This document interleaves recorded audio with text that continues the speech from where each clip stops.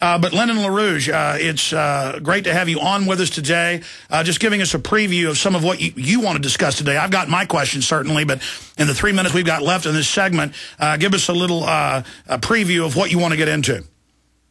Well, first of all, we have right now we have the shutting down of the government is taking place. And this is an operation. It's a dirty operation. It's complex that we have more and more. We're now in a period of increasing numbers of earthquakes and intensity of earthquakes, which will probably be going on for the next 2 years. It's on all the coastal areas of relevance and some other areas, but largely in the ocean areas or on the ridges of oceans. At the same time, the entire U.S. system and the world system, at least in the transatlantic region, is in a process of current breakdown. This is not something eventual. This is something which is already ongoing. And the shutting down of the government of the United States, at least that's what's threatened to be carried out right now, is part of the operation. Well, it looks like shock therapy, where they don't blame the big central banks for the 1,000+ trillion in derivatives. They make it all about welfare programs and things, which people could debate, make people dependent. But regardless, that's just rearranging chairs on the Titanic, isn't it? Well, it's worse than that. Most of this bailout money, which was bailout since 2008, was a complete fraud. This is gambling debts. The U.S. government is being asked to pay gambling debts and shutting down the economy, essentially, and shutting down our people, essentially, in order to pay gambling debts. Now, a Glass-Steagall law of the 1933 law, reenacted, would change that. We would then have some trillions of dollars of credit available, freed up from this garbage, in which to get the economy functioning again.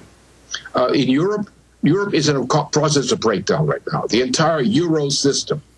We have two bad bank systems. You have the Euro system as a bad bank. You take all the assets you want to get rid of, you dump them into a bad bank, you sink the bad bank, get rid of the problem. The BRIC system, in which Russia is involved, also a bad bank. By putting all the assets you want to get rid of in a bad bank because they're only gambling assets, you therefore get rid of those. What comes out of that? Well, Jacob Rothschild's Inter Alpha Bank hopes to take over the world. It's that simple. And our politics in the United States, in the Western Hemisphere, and most of the transatlantic region is controlled by these people. Lyndon LaRouche is our guest. Long segment coming up. I want you to start back over and recap what you just said. Go over some of the history of this, what their goals are, the technicals of it, and your forecast for what we're going to see coming up here in the next few months and years, and how the establishment is going to try to take us through this crisis and gain total power, and how we can reverse that and grab victory from the jaws of defeat. Lyndon LaRouche is our guest, LaRouchePAC.com. I'm Alex Jones. Diamond Gusset is proud to announce the anthem of the Patriot movement. They're offering a free CD, T-shirt, and bumper sticker with a qualifying purchase. Diamond Gusset offers great products at great prices while keeping Americans working. I'm looking for a factory where a man can feed his family, not worried about them moving it south, closing the doors and shutting her down tomorrow. I'm looking for America. We're American and be proud. Go to gusset.com/America. The land of the free and the home of the brave. Seems like I just woke up one day and it was gone, long gone. But I know in my heart it's still Again, go to gusset.com/America today. Over the last year, Alex has told you about, and many of you have experienced, emergencies and disasters in unprecedented numbers. People have had to literally run for their lives. Folks, this is Steve Shank with eFoods Direct. I'm not here to scare you, but when disaster strikes, you won't have time to think. You must act automatically. What does a pilot do when the helicopter engine fails in flight? No time to think, just act automatically. When the alert is broadcast, the alarm sounds, or the knock comes on your door, you'll need to be ready to act without thinking of what to do or what you need. You need a 5-day extreme emergency kit. With serious supplies and real food to secure 2 adults for 5 days, this powerful $300 extreme emergency kit is free with an order of at least $995 from eFoods Direct. Go to efoodsdirect.com/Alex or call 800-409-5633. That's efoodsdirect.com/Alex. 800-409-5633. You may be arrested and/or subject to other police action. Tyranny is here. The grim future foretold in 1984 has become reality. It really says that the state is God. The United States is now recognized globally as one of the most oppressive police states on earth. This film conclusively proves the existence of a secret network of FEMA camps, now being expanded nationwide. This documentary exposes how the continuity of government program has established an all-powerful shadow state. Police State 4 chronicles the sickening depths to which our republic has fallen.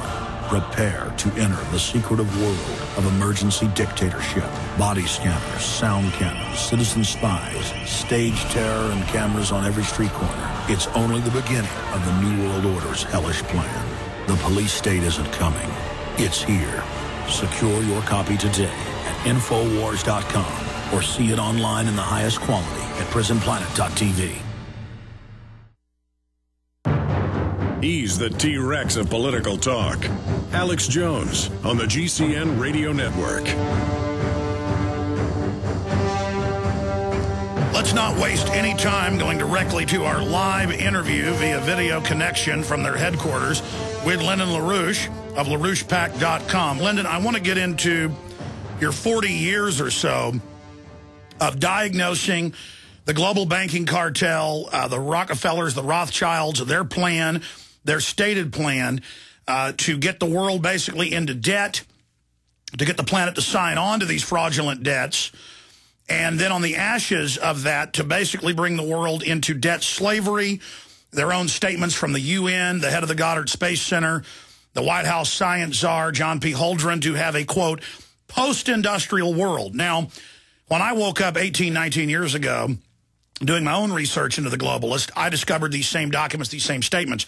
Then I found later your work that had been going on for decades before, accurately breaking down just exactly what their plan was, a Malthusian new dark age to shut down development, to shut down any competition to their hegemonic rules. So briefly, sir, for those that don't know who you are or who have heard the media describe who you are, in your own words, what is LaRouche PAC? Who is Lyndon LaRouche? And then let's get into our foe, the globalists, the program, where we are now, what their plan is, and how we can counter them. Because everything you talked about 30, 40 years ago, we're now at that point. We're now entering that prime zone. All the other great staged events of the past were only preludes to it. Lyndon LaRouche. Well, I was, for say, Franklin Roosevelt man from the time of military service during World War II. And I came back to the United States from overseas to find that everything had changed under Truman as compared to Roosevelt. Now, Truman was a stooge, actually, for Winston Churchill and company. And during this period, there's been a seesaw battle between the American patriot and those who prefer the British system.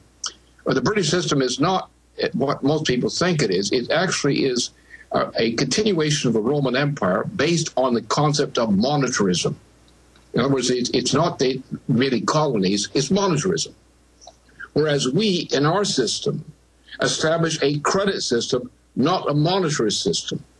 Our credit system, in which our dollar, as uttered, was used to finance projects which were worthwhile for us and for other purposes of our nation.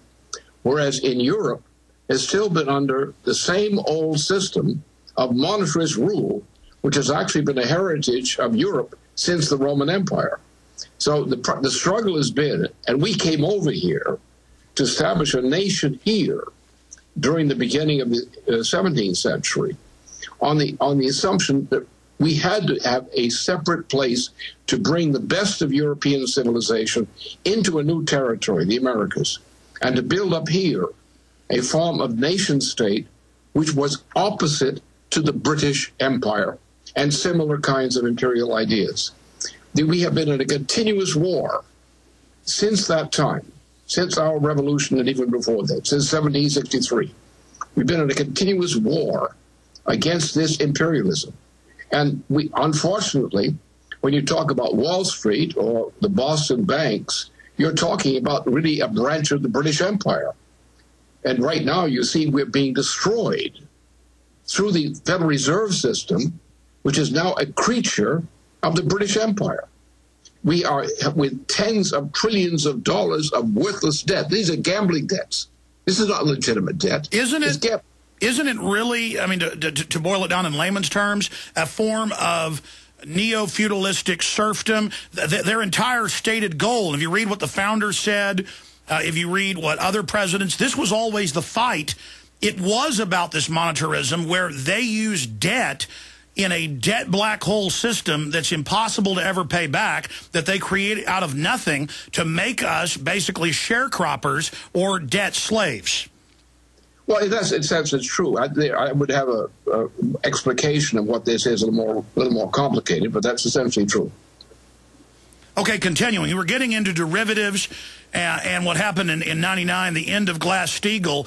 I mean, I had many economists on at the time that said this is going to create hundreds of trillions in debt. It's going to allow this inner coterie to take over. Then when they implode it, they're going to roll out their new global currency. Exactly that is now happening.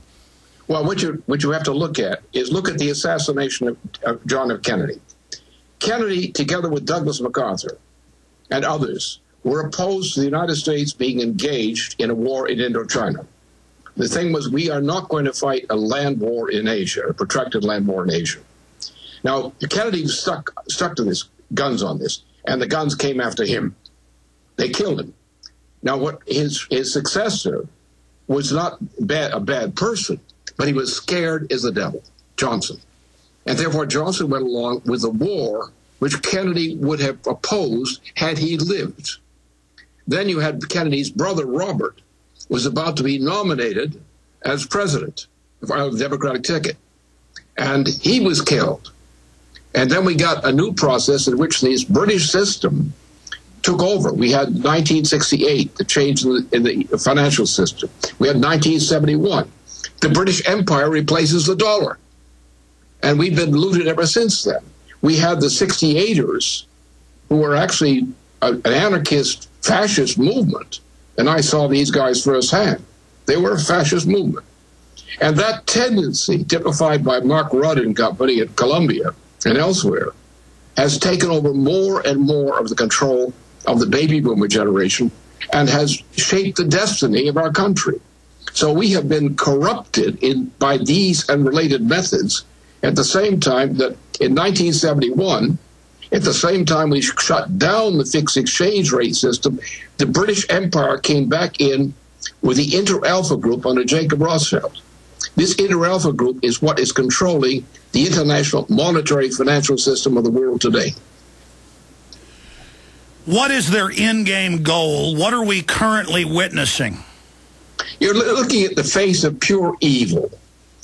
You might call it the British Empire, but you have to say what's wrong about the British Empire.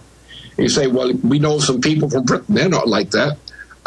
Their system doesn't have to be like that. But we find that the monetarist element, which is basically what's called the New Venetian Party, with William of Orange, carried the thing into Britain. The black nobility, the city of London, in London. That's part of it. That's part of it. Continue. So the problem we have is the Asian part of the world is not in bad shape politically as we are. But the transatlantic part of the world is in terrible shape. Now, take the case of this shutting down of the government of the United States. Think of the implications of shutting down the government in a fit of pique. What should be done is putting through the Glass-Steagall law immediately. That will get rid of the trash, the tens of trillions of trash money, of gambling debts. With that money released, we could restore the functioning of our states. Now, And obviously the intention is to destroy the United States by a Europe-centered organization, which is essentially what we call the British Empire. And that's what's happening. We're being destroyed by an enemy, which is a London-centered financial imperium. Well, Lyndon LaRouche, again, joining us right now. I concur with your analysis of the historical facts. I mean, when you talk about the British coming in and taking over 1922, Council on Foreign Relations, openly infiltrating the media, setting up this system. It's more of a system than, so much the British themselves, but that's where a lot of the power, as you were saying, is centered, but also in the continent of Europe.